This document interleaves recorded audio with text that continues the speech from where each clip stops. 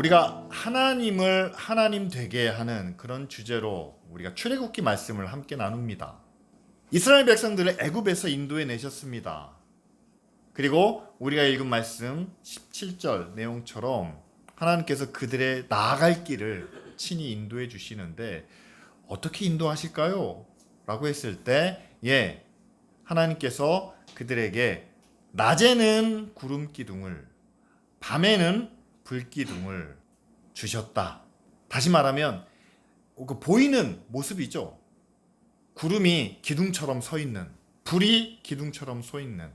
근데 그것이 하루나 이틀 아니면 특별한 명절에만 있는 것이 아니라 그들이 가나안 땅에 들어가기까지 계속해서 그 구름과 그 불이 떠나지 않도록 그렇게 해주셨다. 성경은 말하고 있습니다. 우리가 상상이 되지 않잖아요. 구름 기둥이 어떻게 있을까? 불 기둥이 어떻게 서 있을까? 그래서 상상을 해서 그려본 그림들이 있습니다. 한번 보여주시죠. 이스라엘 백성들이 치는 장막에 이제 밤입니다. 해가 지면 저렇게 불 기둥이 세워져 있지 않았을까 상상을 합니다. 그래서 아침이 새벽이 동틀 때까지. 근데 저거는 정말 상상이죠. 그런데 이거를 한번 이런 식으로 되지 않았을까? 사진 비슷한, 이게 사진과 같은 그런 모습도 있습니다. 낮에는 사막의 구름이 저렇게 서 있지 않았을까?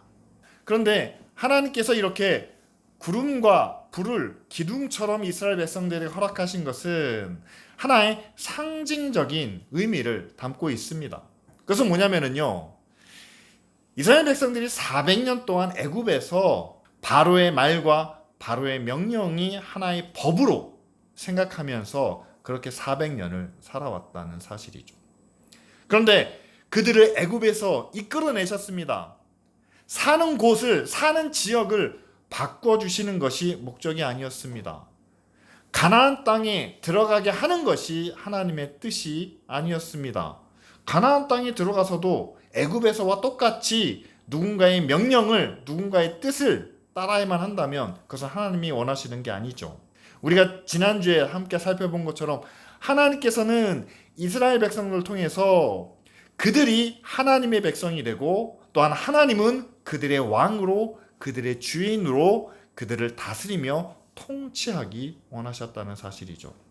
그래서 이제 애굽에서 막 나온 이스라엘 백성들에게 전에는 볼 수 없었던 구름 기둥과 불 기둥을 세워주시면서 이제는 바로의 명령이나 바로의 말이 법이 아니라 이제는 이 구름이 상징하는 게 뭡니까? 하나님이 그들과 함께 하신다. 하나님이 그들과 함께 하시고 하나님이 그들의 앞길을 인도해 주신다 라는 것을 상징적으로 보여주시면서 그들이 어디를 가든지 어떤 자리에 머물든지 이 구름 기둥이 또한 불 기둥이 위치하는 그 자리에 서게 되고 그 구름 기둥이 이제 그 자리에서 위로 딱 떠오르잖아요. 그럼 그들은 짐을 챙겨야만 합니다. 왜냐하면 이제 구름이 움직이는 대로 그들이 이동을 해야 되기 때문이죠. 따라서 그들의 앞길을, 그들의 미래를 인도하시고 또한 이끌어주시는 그런 상징적인 능력의 모습, 영광의 모습으로 불과 구름을 허락하셨다라는 사실입니다. 오늘 우리가 함께 읽은 말씀 17절을 보면은요, 이런 내용들이 있습니다. 17절 말씀에 애굽을 나온 이스라엘 백성들이 여러분 통상적으로 가나안 땅으로 가고자 한다면 가장 빠르고 가장 편한 길이 있습니다. 주로 상인들이 무역을 하기 위해서 지나갔던 길이 바로 지중해 해안을 따라서 걸어가는 그런 길이죠. 그런데 하나님께서는 그 길로 인도하지 않으셨다라고 성경은 이야기합니다. 그 길로 인도하지 않으시는 방법이 뭐가 있을까요? 오늘 우리가 함께 읽은 불기둥과 구름기둥이 그쪽 방향으로 그 길로 들어서지 않게 한 거죠. 그 이유는 자세하게 설명해주고 있습니다. 그 해안에 열려져 있는 상인들이 오고 가는 그 길에는 블레셋 사람들이 머무고 있기 때문에 그 길을 통과하다가 보면 한두 명이 아니잖아요. 60만이나 되는 그 많은 사람들이 그 길을 지나가다 보면 블레셋 사람들과 전쟁을 벌일 수밖에 없기 때문에 따라서 그 전쟁을 피하고자 하나님께서는 그 백성들을 편한 빠른 길이 아닌 조금 힘든 길이죠. 광야의 길로 그들을 인도하셨다라고 성경은 이렇게 이야기합니다. 여기서 우리에게 보여주는 바가 무엇입니까? 하나님이 자기 백성들을 인도하실 때에 우리는 흔히 그렇게 생각합니다. 능력의 주님, 영광의 주님. 따라서 하나님의 능력으로 우리를 편하고 빠르게 우리가 원하는 목적을 이루도록 하시는 것이 하나님의 뜻이 아닐까. 정말 여러분들이 기도하면서 하나님의 불, 하나님의 구름이 우리를 과연 빠르고 효율적인 길로 인도해 주시는지, 정말 그곳에 하나님의 불기둥과 구름기둥이 나타났는지 여러분 확인한 적이 있습니까? 그런 체험을, 그런 경험을 하신 적이 있습니까? 그런데 오늘 성경은 분명하게 이야기하고 있습니다. 하나님은 그렇게 빠르고 쉬운 것보다는 안전한 길을 우리에게 허락해 주신다는 사실이죠.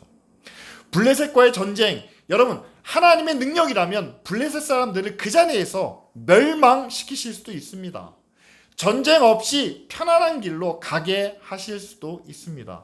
하지만 하나님은 전쟁을 원하지 않으시고 오히려 거칠고 험한 광야의 길로 인도하신다는 사실이죠. 그것은 무엇을 우리에게 말씀하고 계십니까? 애굽의 바로였다면, 바로가 지금 이스라엘 백성들을 이끌고 있다면 모든 백성들은 뒤에 남고 정예병을 데리고 가서 블레셋과 싸워가지고 그들을 완전히 무력화시킨 다음에 편하게 쉽게 그 길을 가는 것이 사람의 생각이라는 사실이죠. 그러나 하나님의 생각은, 하나님의 인도하심은 다르다라는 것을 우리 가운데 말씀합니다. 광야에 있는 이스라엘 백성들이 바라보는 하나가 그들이 어디에 머물러야 될지, 또한 어디를 향해야 될지 그들에게 말씀하시는 것이 구름과 불기둥이라면, 신약시대를 살아가는 우리에게 과연 하나님은 무엇을 통해서 우리를 인도하시고 우리로 하여금 어디를 바라보게 하실까? 우리는 분명히 천국을 바라보는 사람입니다. 하나님의 영광을 바라보는 것이 교회입니다. 그런데 하나님의 영광이, 하나님의 구원이 어디에 가장 잘 나타나고 있는가? 바로 예수 그리스도의 십자가죠. 천국은 아무도 가본 사람이 없기 때문에, 그리고 아직까지 저와 여러분들은 우리 안에 죄와 불의와 욕심이 있기 때문에 이런 상황 속에서 우리가 천국의 영광을 기대한다라는 것도 온전치 못하죠. 따라서 우리가 바라봐야 할 것은 바로 예수 그리스도의 십자가다라는 사실입니다. 그래서 교회마다 십자가를 앞에 놓거나 또는 십자가 첨탑을 세우게 되는 거죠. 십자가가 의미하는 것은 뭡니까? 우리는 더 이상 세상에 속한 죄인이 아니다라는 것을 말씀해주고 있습니다. 이스라엘 백성들이 애굽에 더 이상 머물지 않는다는 것과 똑같은 의미죠. 하나님이 우리를 대신하여 십자가에 죽으심으로 우리는 더 이상 죄의 심판에 속하지 않습니다.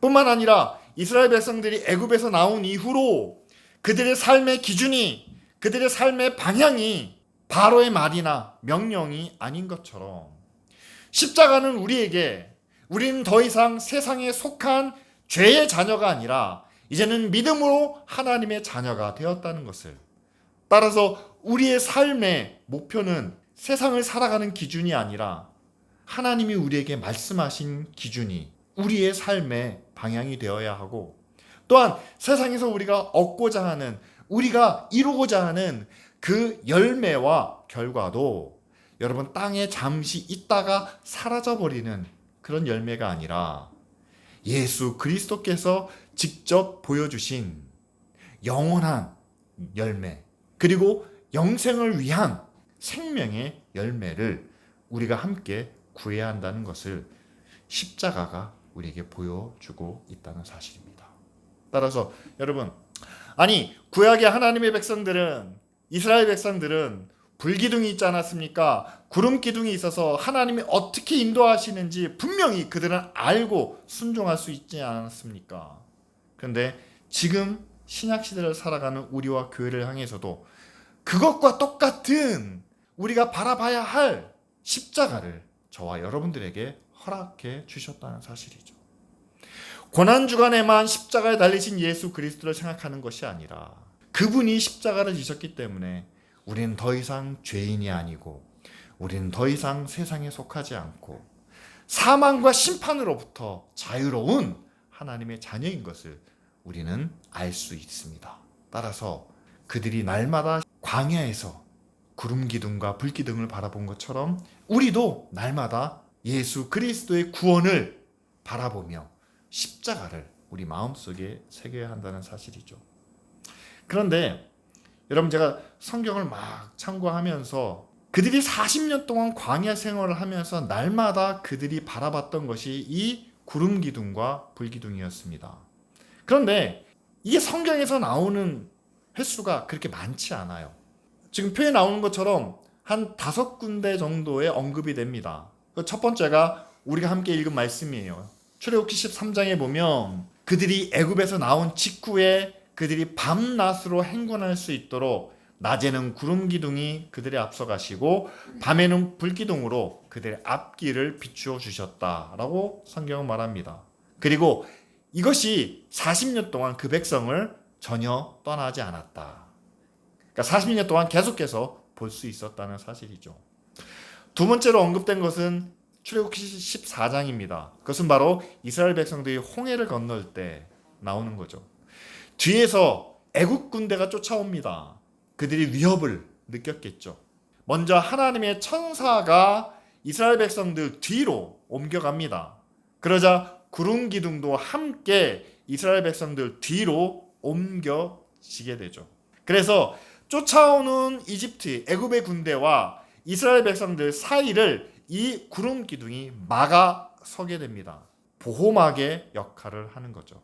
그 뒤에는 구름 기둥으로 해를 가려서 어둠이 임하게 되고 그 앞에는 빛이 비추면서 이스라엘 백성들이 무사히 홍해를 건너게 되는 사건이 출애굽기 14장에 나옵니다.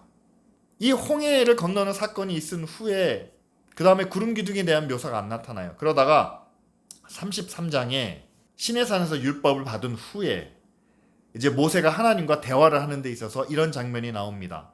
모세가 하나님의 여호와의 장막에 들어가면 구름 기둥이 그 위에 내려와서 장막 어귀에, 장막 주변에 그 구름이 머물게 된다는 거죠. 그때 주님께서 모세와 함께 대화하시고 또한 이스라엘 백성들은 그 여호와 하나님을 경배하는 장면이 출애굽기 33장에 나타납니다. 그리고 출애굽기 40장과 민수기 9장부터 14장까지 쭉 나오는데 어떻게 이 구름 기둥이 이스라엘 백성들을 인도했는지, 구름이 성막 위에서 떠오를 때에는 그 구름을 따라서 백성들이 나아갔고 구름이 떠오르는 날까지는, 다시 말하면 구름이 성막 위에 머무를 때까지는 그들이 나아가지 않고 그 자리에 머물렀다라고 성경이 이야기합니다. 그리고 마지막으로 민수기 12장에 한 번 더 이 구름 기둥이 나오는데요. 하나님께서 모세와만 소통하셨다라는 것에 대해 불만을 가진 미리암과 아론이 모세에게 항의를 하게 되죠. 그러자 한 번 더 여호와께서 구름 기둥 가운데로 그들에게 강림하셔서 장막문에 서실 때에 아론과 미리암을 불러서 하나님께서 그들을 책망하시는 장면이 민수기 12장 가운데 나타납니다. 모세오경이 참 많은 내용들이 있지 않습니까? 그런데 이 구름 기둥과 불 기둥에 대한 언급이 사실은 이렇게 요약적으로 정리해서 나온다는 사실이죠. 근데 실제로 일상 생활을 우리가 이스라엘 백성들의 생활을 한번 들여다보면 그렇습니다. 그들은 아침에 일어나면 제일 먼저 체크하는 게 뭐겠습니까? 지금 구름 기둥이 어디에 있는지를 그들은 살펴야만 한다는 사실이죠. 왜냐하면 그 기둥이 장막 위에 머물러 있다면 그들은 오늘 하루 그곳에서 머물 수 있다, 그곳에서 생활할 수 있다라는 겁니다. 그런데 만일 구름 기둥이 장막에서 위에 떠올라 있습니다. 그러면 그들은 아침에 일어나자마자 서둘러서 만나를 모으고 자, 오늘 우리는 짐을 챙겨야 된다라고 하면서 짐을 싸겠죠. 그래서 구름 기둥이 나아가는 곳으로 나아가는, 그러니까 매일 아침마다 일어나는 일이었습니다. 그리고 저녁이 되면 행군을 하고 있는 그때라면 구름 기둥이나 해가 지고 난 후에는 불 기둥이 어디에 있는지, 또한 그것이 장막 위에 머물렀다면 그들이 그곳에서 텐트를 치고 그들이 하루를 또는 며칠을 지낼 곳으로 여겼겠죠. 그렇습니다. 이것이 그들의 일상 생활이었다라는 사실이죠. 매일 아침마다 그리고 매일 저녁마다 그들이 확인해보고 그들이 점검하고 그들이 바라봐야만 하는 것이 이 구름과 불기둥이었다는 사실입니다. 성경에는 그런데 5군데밖에 그것을 묘사하고 있지 않아요. 여러분들이 성경을 읽으면서 주님의 십자가의 은혜를, 또한 십자가의 희생과 사랑을 얼마나 많이 묵상하고 있는지, 고난주간에는 우리가 특별히 십자가를 묵상을 합니다. 그러나 우리가 일상생활 중에서는 정말 주님의 십자가의 은혜가 너무나도 귀하고 감사하지만, 그러나 하루하루 살아가다 보면 그것보다 더 우리에게 필요한 것, 그것보다 더 간절한 것이 우리 안에 있지 않습니까? 하나님의 은혜가, 우리를 지켜주시는 하나님의 축복이, 또한 세상 가운데서 우리가 살면서 정말 우리가 얻고자 하는, 하나님 내가 적어도 이 정도는 돼야 되지 않겠습니까? 라고 하면서 하나님 도와주십시오, 하나님 능력으로, 하나님의 권세로 우리를 일으켜 주십시오 라고 하면서 구하는 그런 많은 내용들이 성경 가운데서 나타나는 그 구절구절을 우리가 함께 찾아보면서 묵상하기는 하죠. 우리가 오늘 출애굽기에 나오는 이 말씀을 통해서 함께 나누기 원하는 것은, 우리에게 주시는 은혜와 축복과 능력과 권세도 우리에게 중요하지만, 그러나 그것보다 가장 기본적인, 가장 기초적인, 우리가 날마다 점검하고 다시 한번 돌아봐야 되는 것은 내가 십자가의 은혜 위에 있는지.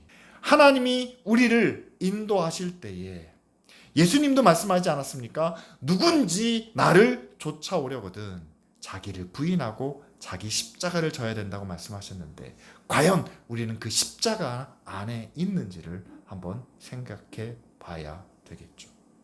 여러분, 모세오경에도요, 기적에 대한 이야기, 하나님께서 어떻게 그 백성들을 먹이시고 그들에게 물을 주시고 그들이 싸워야 할 때에, 자신의 삶을 지키고자 할 때에 하나님께서 어떻게 하셨는지, 그런 능력과 권세에 대한 이야기들이 참 많이 기록되어 있습니다. 하지만 날마다 똑같은 일이 반복되기 때문에 생략된 그 내용. 하지만 이 백성들은 날마다 일어날 때마다 구름 기둥이 어떤 모양으로 어디에 있는지를 살펴보고, 밤에는 불 기둥이 과연 어디에 위치해 있는지를 봐야 되는 것처럼, 우리도 우리가 과연 예수 그리스도의 십자가 앞에서 우리는 어디에 있고 어떤 자세로, 또한 어떤 믿음으로 살아가고 있는지를 우리는 항상 점검해보고 살펴보아야 한다는 사실입니다. 여러분, 이스라엘 백성들이요, 날마다 구름 기둥과 불 기둥을 봤다는 사실을 잊지 마시길 바랍니다. 거기에는 분명히 하나님의 임재가 있습니다. 불이 활활 타오르는데 거기에는 분명히 하나님의 영광이 나타나 있습니다. 그 불과 구름이 그들 가운데 임하는 것을 보면서도요, 이스라엘 백성들은 하나님께 원망과 불평을 쏟아내 놓습니다. 자신들이 먹을 양식이 자신의 마음에 들지 않기 때문에, 물도 자기 마음껏 마시지 못하는 것 때문에, 사막의 밤이 얼마나 추울까요? 장막에 높이 솟은 불기둥이 이스라엘 백성 전체를 따뜻하게 해주지는 않았다는 겁니다. 사막의 낮에는 뜨거운 태양이 얼마나 그들을 괴롭혔을까요? 그러나 구름 기둥이 하늘 전체를 덮어서 그들에게 시원한 그늘을 마련해 주지는 않았다는 겁니다. 분명히 하나님의 임재와 하나님의 권세와 하나님의 능력이 있음에도 불구하고 그들을 편안하게 완전히 쉴 수 있는 그런 휴양지로 만들어주지 않았기 때문에, 그들은 그 구름과 불기둥을 바라보면서도 하나님 앞에서 원망하고 불평을 쏟아내놓고 또한 하나님의 뜻을 거스르는 그런 불순종의 죄를 범했다는 사실이죠.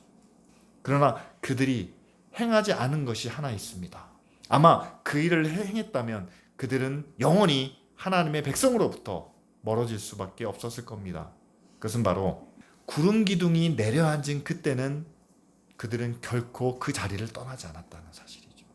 반대로 구름 기둥이 떠오른 후에는 그들이 다 장막을 챙겨서 그것이 그 구름이 인도하는 그 방향대로 나아갔다는 사실입니다.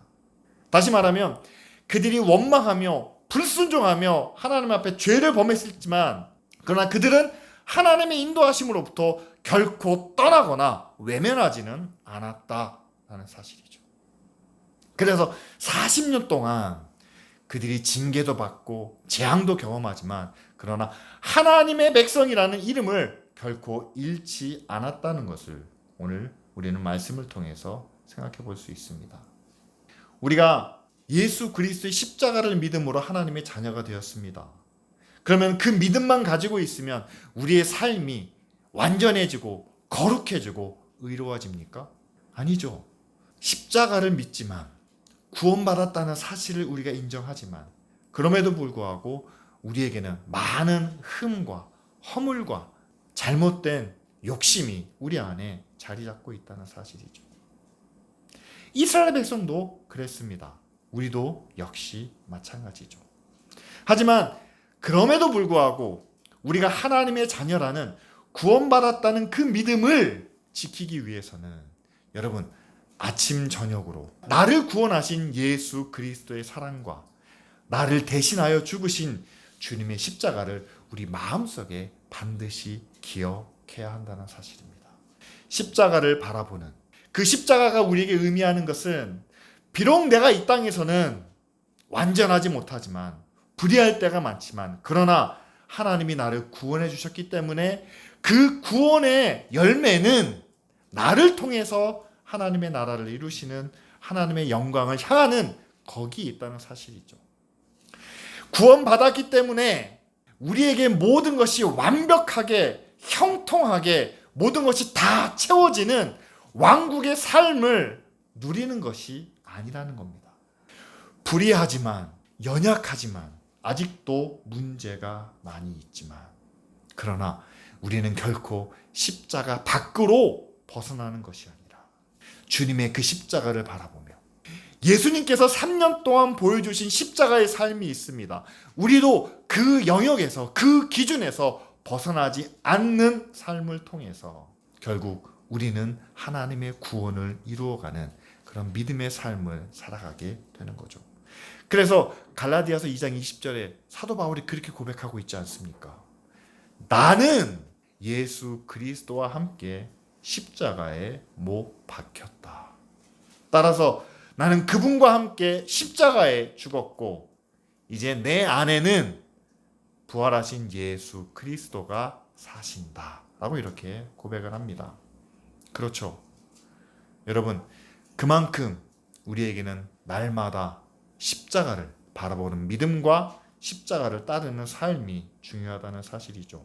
두 번째로 구름 기둥이 회막에 내려왔을 때 비로소 하나님은 모세와 대화하시고 또한 이스라엘 백성들은 하나님을 향하여 경배한다라고 이렇게 말합니다.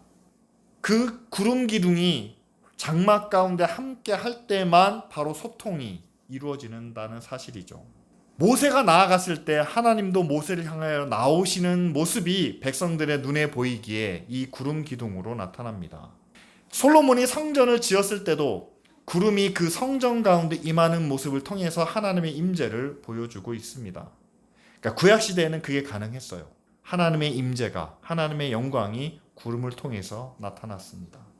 근데 여러분 지금도 만약 우리에게 하나님의 임재가 눈에 보이는 모습으로 우리에게 나타난다면 저는 분명히 말씀드릴 수 있습니다.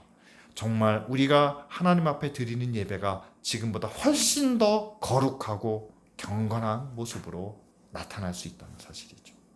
여러분 구약의 이스라엘 백성들 가운데 그들이 하나님 앞에 나와 성전에 나와 제사를 드리는데 선지자들이 그것에 대해서 책망하고 비판합니다. 하나님께서 너희들의 제사를 받지 않으신다. 하나님은 오히려 그것을 미워하시고 토해내신다 라고 말합니다. 왜냐하면 더 이상 예루살렘 성전에 하나님의 임재가 구름으로 또는 다른 영광으로 나타나지 않았다는 사실이에요. 그러니까 제사를 드리는 이스라엘 백성들도 하나님의 임재를, 하나님의 영광을 그들이 인식하지 못하고 점점 제사가 어떤 식으로 변질되느냐면 말로는 하나님께 드린다고 하지만 하나님이 우리와 함께 하신다는 그런 의식이 사라지고 형식적이고 나의 죄를 또한 나의 원하는 것을, 내가 구하는 것을 얻기 위한 자기중심적인 그런 제사로 변질되기 시작했다는 사실이죠. 그래서 선지서를 보면은요, 제사에 대한 비판이 바로 그겁니다. 하나님께서 너희의 제사를 받지 않으신다. 신약에 와서는 어떻습니까? 여전히 이스라엘 백성들은 율법과 어떤 전통과 규례에 따라서 함께 모이고 하나님을 예배하게 되죠. 근데 예수님께서는 그 전통과 규례보다도 더 중요한 것이 있다라고 말씀하십니다. 하나님을 신령과 진정으로 예배하는 때가 온다. 여기서 신령과 진정이라는 게 뭡니까? 우리의 마음과 우리의 뜻을 다하여. 여러분, 하나님께서 우리의 예배를 보실 때 지금 여러분들이 앉아있는 겉모습을 보실 뿐 아니라 여러분들의 마음을 보신다는 사실이죠. 우리가 하나님 앞에 어떤 마음으로 나와 있는지, 그리고 우리가 하나님의 말씀을 들을 때, 또 우리가 하나님 앞에 구하며 기도하며 외칠 때에 어떤 마음으로 하나님께 외치는지. 여러분, 사람과 사람 간의 만남이라면요, 상호작용이 반드시 필요합니다. 일방적인 만남은 의미가 없습니다. 가족이 만나도, 형제가 만나도, 부모 자식이 만나도 상호 간의 소통이 필요하지 않을까요? 구약에도 모세가 하나님께 나아가면 하나님도 모세에게 나오셨습니다. 지금도 역시 마찬가지죠. 여러분들이 이 예배의 자리로 나왔습니다. 여러분들이 하나님 앞에 나오신 거죠. 하나님도 우리를 향하여 나오시는 것을 우리가 보고, 우리가 느끼고, 우리가 경험할 수 있다면 얼마나 좋을까요? 그러나 그것이 현상적으로는 나타나지 않습니다. 그러나 우리가 기대하는 것이 있습니다. 바로 하나님의 약속이죠. 예수님께서 분명히 약속해 주셨습니다. 두세 사람이 내 이름으로 모이는 그곳에 함께 하시다. 제자들에게도 내가 너희와 항상 함께 하리라 약속해 주셨습니다. 그런데 그 약속에도 불구하고 지금 하나님이 여기에 계시는지 우리의 예배를 받으시는지에 대해서 우리가 불분명한 것은, 사람과 사람이 만나도 그 사람의 마음을 이해하려고 하고 그 사람이 지금 어떤 상황 가운데 있는지를 우리가 공감하려고 하고 그 사람의 이야기를 듣고 싶어하는 그런 마음이 있는데, 지금 여러분들은 이 자리에 나와서 정말 하나님이 우리에게 어떤 마음을 갖고 계시고 하나님이 세상을 바라볼 때 지금 이 세상 가운데서 하나님의 선하신 뜻과 하나님의 의와 하나님의 거룩하심이 이들 가운데 나타나야 되는데 그것이 이루어지지 않는 현재의 모습 때문에 어떤 감정을, 어떤 마음을 품고 계시는지 우리가 그것에 대해서 공감하지 못한다면 정말 하나님이 우리의 예배를 받아 주실까요? 하나님이 의로우신 것은 알겠습니다. 하나님의 거룩한 뜻도 알겠습니다. 하나님이 우리를 구원해 주시고자 하는 그런 뜨거운 사랑도 알겠습니다. 그러나 우리는 여기서 살아야 됩니다. 하루하루 먹을 게 필요합니다. 나도 좀 사람답게 인정받기를 원합니다. 여러분, 서로 이 두 가지가 소통이 되지 않는 그런 예배를 드리고 있다면 정말 모세가 장막으로 나아갔을 때 하나님이 구름 가운데 임하시는 그런 소통과 그런 예배가 이루어질 수 있을까요? 분명히 예수님은 우리에게 약속해 주셨습니다. 두세 사람이 내 이름으로 모이는 그곳에, 그리고 제자들에게 내가 너희와 항상 함께 하겠다. 그 예수 그리스도의 마음을 우리가 품고 이 시간 함께 모여서 그분의 말씀을 나누고 또한 그분을 찬양하며 또한 그분 앞에 우리가 구할 것을 감사함으로 구한다면 분명히 하나님은 우리의 예배를 받아주시고 우리의 찬양을 통해서 영광을 받으시며 또한 우리의 기도에 응답해 주시리라 믿습니다. 우리의 마음이 하나님께 열려 있어야 된다는 사실이죠. 열려 있으면 그분의 마음이 공감이 갈 겁니다. 왜 우리에게 이런 말씀을 하시는지, 왜 이렇게 우리에게 어려움을, 고난을 허락해 주시는지 지금은 이해할 수 없지만, 지금은 잘 분명하진 않지만 우리에게 허락해 주시는, 우리에게 나타내시는 하나님의 뜻과 하나님의 계획이 이해되고 공감될 줄 믿습니다. 여러분, 그렇게 십자가 위에 서서 하나님 앞에 나아가는 그 예배가 지금 저와 여러분들에게 필요한 예배란 사실이죠. 마지막으로 여러분, 구름 기둥으로 인도하시는 그 길을 따라 나아갈 때 이스라엘 백성들은 블레셋과의 전투를 피할 수 있었고, 두 번째로는 홍해 앞에서 쫓아오는 애국 군대로부터 하나님께서는 그들을 보호해 주셨다는 사실을 우리는 알 수 있습니다. 예수 그리스도의 십자가 앞에 나아간다는 것, 여러분, 제자들에게 너희가 져야 할 십자가를 지고 나를 좇으라고 말씀하는 것, 그것은 우리에게 때로는 어려움이고 때로는 고난이고 또 때로는 아픔일 수 있습니다. 하지만 십자가가 그렇게 우리를 힘들게 하고 어렵게만 하는 것은 아니라는 사실이죠. 여러분, 세상 속에서 우리가 우리의 욕심이 있고 우리가 바라는 것이 있고 우리가 원하는 것이 있지만, 그러나 십자가 앞에서 우리는 그런 것들을 내려놓고 하나님이 말씀하시는 거룩한 길을, 의로운 길을 갑니다 라고 했을 때 하나님께서 우리를 보호해 주시는 은혜가 있습니다. 왜냐하면 우리가 원하는 대로 살다 보면 우리는 죄와 욕심의 유혹에 빠지기가 너무 쉽기 때문이죠. 남들처럼 우리도 성공하고 잘 되기를 위해서 우리가 전심전력을 다한다면 그들이 행하는 불의한 것과 잘못된 것과 편법과 온갖 더러운 일들을 우리도 똑같이 행할 수밖에 없는데, 우리는 거룩하고 의로운 것을 구하다 보면 그 유혹과 시험으로부터 우리는 멀어질 수 있다라는 사실입니다. 따라서 십자가가 결코 우리에게 무거운 짐, 고난, 아픔만을 주는 것은 아니죠.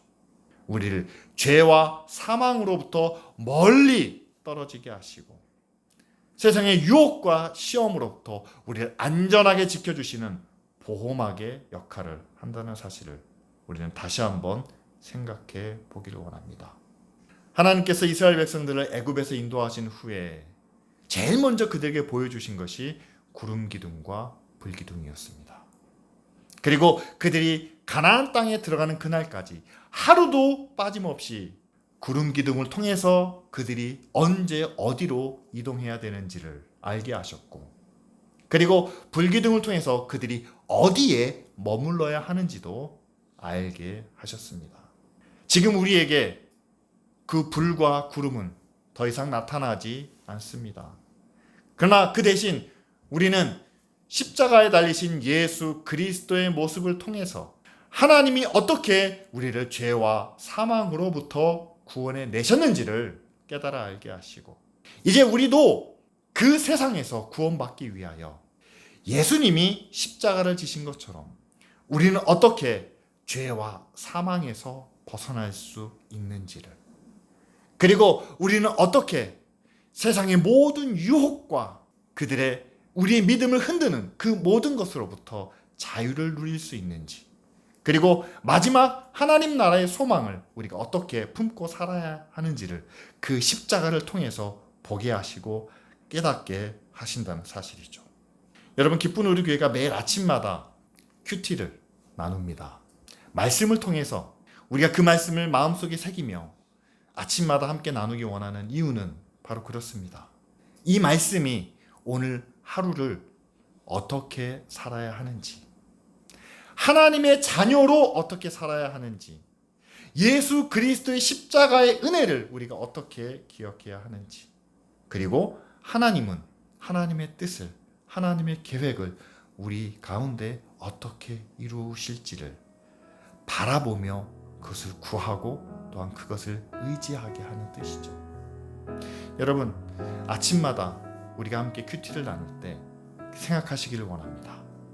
예수 그리스도의 십자가의 은혜로 우리가 구원을 받았으니 이제는 우리가 져야 할 십자가를 그 사랑 안에서, 그 은혜 안에서 함께 지며 살기를 원한다, 살아야 되겠다 라는 그런 마음이 날마다 아침마다 우리 마음속에 일어날 수 있기를